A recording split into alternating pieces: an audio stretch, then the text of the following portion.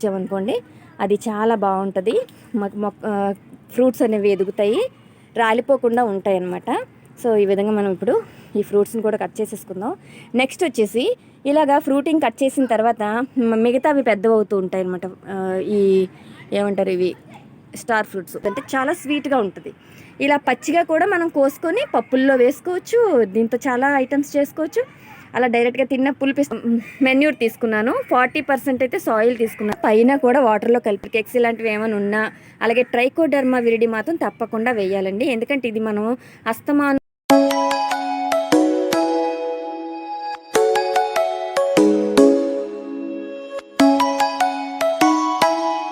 Hi అండి, అందరికీ నమస్తే. ఎలా ఉన్నారండి? అందరూ బాగున్నారా? మన చుట్టూ అందరూ బాగుండాలి, అందులో మనం ఉండాలి. ఈరోజు మనం స్టార్ ఫ్రూట్ మొక్క కోసం తెలుసుకుందాం అండి. స్టార్ ఫ్రూట్ ప్లాంట్ అనేది మనం చూస్తే ఆకులు సేమ్ ఇలాగా మనకి ఉసిరి, పెద్ద ఉసిరి ఉంటుంది కదండి, ఆ టైప్లో ఆకులు అయితే ఉంటాయి కొంచెం ఇంచుమించుగా. అలాగే ఇది మనకి నర్సరీస్లో ఉంటాయండి, దొరుకుతాయి మనకి చక్కగా మంచిగా. అంటే స్టెమ్ కటింగ్ ద్వారా పెంచుతారు, గ్రాఫ్టింగ్ ప్లాంట్ కాబట్టి మనకి చాలా తొందరగా ఫ్రూటింగ్ అనేది స్టార్ట్ అయిపోతుంది తీసుకొచ్చిన వెంటనే గార్డెన్లో. ఓకేనండి, నేనైతే తీసుకున్న తర్వాత చాలా ఈల్డ్ తీసుకున్నానండి. దీనికి కేరింగ్ ఏంటి, అసలు ఎలాగా మనం దీన్ని పెంచుకోవాలి, గార్డెన్లో ఈ మొక్కకి ఏం ఫర్టిలైజర్స్ ఇవ్వాలి, దీనికి పెస్ట్ ఏమైనా వస్తుందా, ఇవన్నీ కూడా తెలుసుకుందామండి. Welcome to our channel mind diversion. ఈ వీడియో కనుక మీకు నచ్చినట్లయితే లైక్ చేయండి, షేర్ చేయండి. కొత్తగా చూసే వాళ్ళైతే సబ్స్క్రైబ్ చేసుకోండి. ఫస్ట్ అయితే మనం స్టార్ ఫ్రూట్ ప్లాంట్ని తీసుకునేటప్పుడు కొంచెం కాండం లావుగా, అంటే కొంచెం ఏజ్ ఉండాలన్నమాట. 1 year దాటి ఉంటే మనకి తొందరగా ఫ్రూటింగ్ వస్తుంది. చూసారు కదా, నాకు వచ్చిన దగ్గర నుంచి కంటిన్యూస్గా ఫ్రూట్స్ అనేవి వస్తూనే ఉన్నాయి. ఇక్కడ ఏంటంటే ఇప్పుడు సీజన్ అనమాట మనకి. ఇది కూడా సీజనల్గా వస్తూ ఉంటాయి. చాలా చక్కగా ఫ్రూటింగ్ అయిపోయిన తర్వాత ఒక 2 months అలా గ్యాప్ తీసుకొని మళ్ళీ స్టార్ట్ అయిపోతూ ఉంటుంది పోతాదిని. ఈ విధంగా మనకి కంటిన్యూగా ఫ్రూటింగ్ తీసుకోవచ్చు ఈ మొక్క నుంచి అయితే. సో ఇప్పుడు పూత చూసారా, ఈ పూత వచ్చింది మనకి. ఇలాగా కొంచెం పోతుంటుండగా తీసుకున్నాం అనుకోండి ప్లాంట్ అనేది, మనకి ఫ్రూటింగ్ ఉంటుందని నమ్మకం ఉంటుంది అనమాట. ఓన్లీ ప్లాంట్ తీసుకున్నాం అనుకోండి, అది ఫ్రూటింగ్ వస్తుందా రాదా అని కన్ఫ్యూజన్లో మన దగ్గరికి వచ్చాక రాకపోయినా బాధపడతాం. సో అందుకని ఏంటంటే మనం చూస్తుండగానే మనకి ఫ్రూటింగ్ ఉండే ప్లాంట్నే మనం ఎప్పుడైనా చూస్ చేసుకోవాలి. ఏ ఫ్రూట్ ప్లాంట్ అయినా కొంచెం ఫ్రూట్ ఉండేది తీసుకుంటే బెస్ట్ అనమాట. సో ఈ విధంగా మనం మనకి ఇక్కడ గ్రాఫ్టెడ్ ప్లాంట్ తీసుకోవడం వల్ల ఏమవుతుంది, మన దగ్గరికి వచ్చిన తర్వాత ఒక 1 year లోపు మనకి కాపు వచ్చేస్తుందండి. సో దానికి రావడానికి మనకి, నేను చూడండి చాలా చిన్న బ్లాక్ బకెట్లోనే వేసుకున్నాను. బ్లాక్ బకెట్లో వేసుకున్నా కూడా హాఫ్ మట్టి కూడా లేదు. చూసారా, బ్లాక్ బకెట్లో హాఫ్ మట్టి కూడా లేదు, అయినా కూడా ఎంత కాపు, ఘనమైన కాపు వస్తుందంటే మనం ఇచ్చిన మట్టి యొక్క మిశ్రమం బాగా కలుపుకోవాలి. అలాగే అందులోకి మనం అన్నీ యాడ్ చేసుకొని ఫర్టిలైజర్స్ అన్నీ యాడ్ చేసేసి మట్టి కనుక గట్టిగా ఏర్పరచుకున్నాం అనుకోండి ప్లాంట్కి, చాలా బాగా ఫ్రూటింగ్ అయితే వస్తుందండి. దాని పక్కన ఒక చామంతి మొక్క వచ్చేసింది. అలాగే ఇంకొకటి ఉంది చూసారా, మిలీనియం ప్లాంట్ ఉంది. ఈ విధంగా వచ్చినా కూడా ఎక్కడ ఇది డల్ అవ్వలేదు.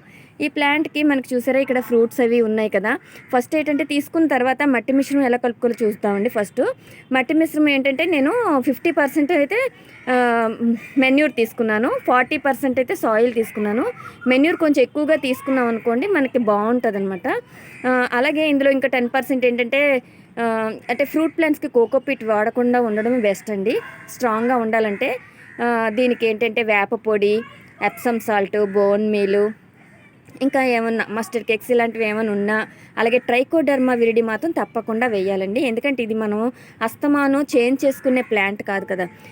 మనం ఎప్పుడు కూడా అలాగా ఈ ప్లాంట్ని స్ట్రాంగ్గా ఉండిపోతుంది. మనకి ఎన్ని ఇయర్స్ అయినా ఇలా ఇందులోనే ఉండిపోతుంది. ఎప్పుడో మనకి 4-5 years వరకు మనం అయితే మార్చుకోం కదా. ఇదైతే అప్పుడే ఉండి 3 years అయిందండి. 3 years ప్లాంట్ ఇప్పటికొచ్చి నేను చేంజ్ చేయలేదు, అలా కొంచెం కొంచెం మెన్యూర్ వేస్తున్నాను అంతే.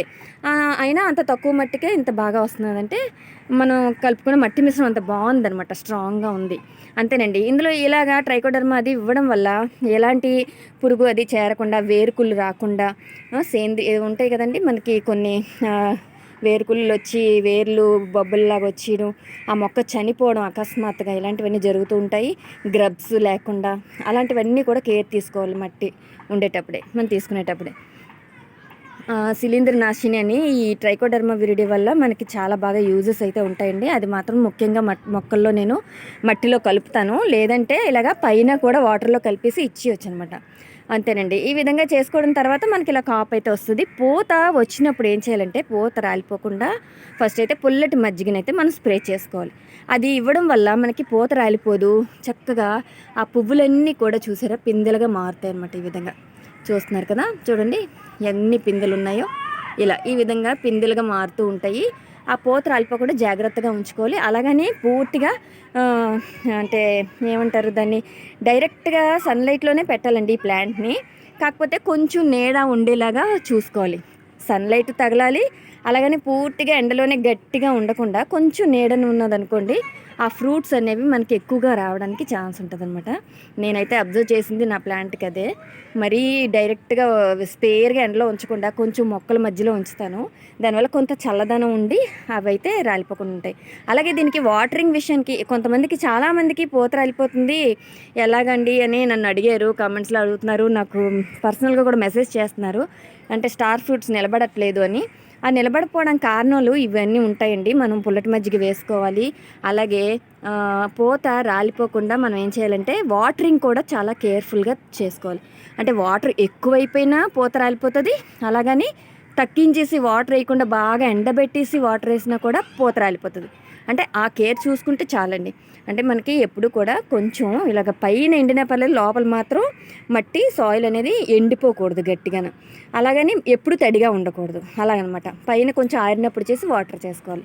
తర్వాత ఈ పూత మనకి వచ్చినప్పుడు ఫ్రూట్స్ బాగా రావడానికి ఏం చేయాలంటే ఫ్రూట్ ఫర్మెంటెడ్ జ్యూస్ ఈ స్టెప్స్లో వేయాలి. అంటే ఇటువంటి టైంలో వేయాలన్నమాట. ఈ చిన్న చిన్న పిందెలు ఉన్నప్పుడు ఫ్రూట్ ఫర్మెంటెడ్ జ్యూస్ని స్ప్రే చేసి మొక్కల మొదల్లో వేస్తే మనకి చాలా మంచిగా ఎదుగుతాయండి. ఇవన్నీ కూడా చాలా చక్కగా.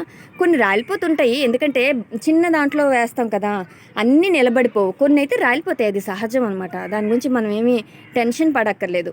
పెద్దది అవుతున్న కొన్ని అవుతాయి, కొన్ని అయితే రాలిపోతాయి, అదంతేనండి. నా దగ్గర 2 ప్లాంట్స్ ఉన్నాయి. ఇంకొక ప్లాంట్ దగ్గరికి తీసుకెళ్తాను. ఇక్కడ ఒకటి ఉందండి, ఇది కొంచెం పెద్ద సైజ్ అనమాట. ఇది కూడా గ్రో బ్యాగ్లో వేసుకున్నాను. ఇది 14x14 గ్రో బ్యాగ్ అండి. మరీ పెద్దది కాదు, అంతే సేమ్ ఇంకా బ్లాక్ బకెట్ టైప్ అనమాట. దీనికి కూడా చూసారా ఎంత చక్కగా ఎన్ని వస్తున్నాయో. ఇదిగోండి, ఇక్కడైతే చాలా పెద్దవి కూడా వచ్చాయి, చూసారు కదా. ఇప్పుడైతే వర్షం పడిందండి, అందుకే మీకు నీటి బిందువులు కనిపిస్తున్నాయి. వర్షం పడినంతసేపు నేనైతే వాటరింగ్ చేయను అనమాట. ఇంకా అదే సరిపోతూ ఉంటుంది. బాగా వర్షం ఆగిపోతే మనం వాటర్ చేస్తే సరిపోతుంది. ఇక్కడ మీకు ఏమైనా డిస్టర్బెన్స్ ఉంటే ఏమనుకోకండి, పిల్లలు చాలామంది మన ఇంటి చుట్టూ ఆడుకుంటున్నారు అనమాట. ఓకేనా. ఇక్కడ చూడండి పెద్దగా అవుతున్నాయి, ఫ్రూట్స్ కూడా రెడీగా ఉన్నాయి, పండుతున్నాయి. చాలా బాగుంటుందండి. ఇదేంటంటే మనకి సి విటమిన్ బాగా ఎక్కువగా ఉంటుందండి ఈ ప్లాంట్కి. అంటే ఈ ఫ్రూట్స్కి సి విటమిన్ పులుపు ఉంటుంది. పండిన తర్వాత చాలా స్వీట్ ఉంటుంది. మనకి కలర్ వచ్చిన తర్వాత ఎలా ఉంటుంది అంటే చాలా స్వీట్గా ఉంటుంది. ఇలా పచ్చిగా కూడా మనం కోసుకొని పప్పుల్లో వేసుకోవచ్చు, దీంతో చాలా ఐటమ్స్ చేసుకోవచ్చు. అలా డైరెక్ట్గా తిన్న పులుపు ఇష్టమైన వాళ్ళకి అలా కూడా తినొచ్చు అనమాట. ఈ విధంగా స్టార్ ఫ్రూట్స్ ప్లాంట్ అనేది ఈజీగా పెంచుకోవచ్చండి. మనకి దీనికి ఏం పెద్ద మెయింటెనెన్స్ ఉండదు. అలాగే దీనికి పెస్ట్ కూడా ఏం ఉండదండి పెద్దగాన. పెస్ట్ కూడా ఫ్రీ అనమాట, పెస్ట్ ఫ్రీ అని చెప్పొచ్చు. నేనైతే చూడలేదండి ఈ ప్లాంట్కి పెస్ట్ అనేది చూడలేదు. అలాగే ఇక్కడ నేను వాటర్ సాల్యుబుల్ కాల్షియం అయితే ఎప్పుడూ ఇస్తూ ఉంటాను. అది కూడా మంచిది అనమాట. ఫ్రూటింగ్ పెద్దది అవ్వడానికి మనం తీసుకోవాల్సిన జాగ్రత్తలు. ఫ్రూట్స్ చిన్నగానే ఉండిపోకుండా ఎదగాలి. ఫ్రూట్ ఎదగాలంటే మనం వాటర్ సాల్యుబుల్ కాల్షియం అంటే ఎగ్ షెల్స్తోని కాల్షియం లిక్విడ్ని తయారు చేసి ఇచ్చామనుకోండి, అది చాలా బాగుంటుంది. ఫ్రూట్స్ అనేవి ఎదుగుతాయి, రాలిపోకుండా ఉంటాయి అన్నమాట. సో ఈ విధంగా మనం ఇప్పుడు ఈ ఫ్రూట్స్ని కూడా కట్ చేసేసుకుందాం. నెక్స్ట్ వచ్చేసి ఇలాగా ఫ్రూటింగ్ కట్ చేసిన తర్వాత మిగతావి పెద్దవవుతూ ఉంటాయి అన్నమాట.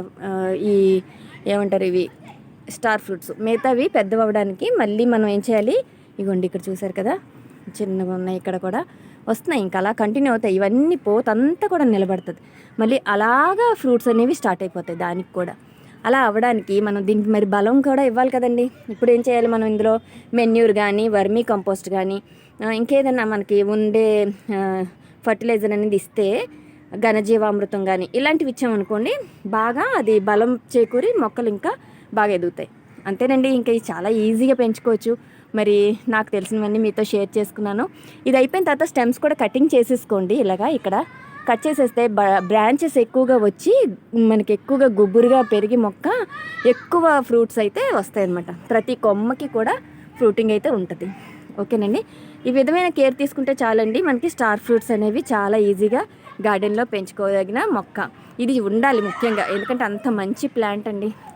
సి విటమిన్ ఉండేది, ఎప్పుడు నిత్యం ఫ్రూట్స్ వచ్చేవి. మరి ఇలాంటి ప్లాంట్ మనకి అవసరం కదా గార్డెన్లో. సో మీరు కూడా పెంచుకుంటారని ఆశిస్తున్నానండి.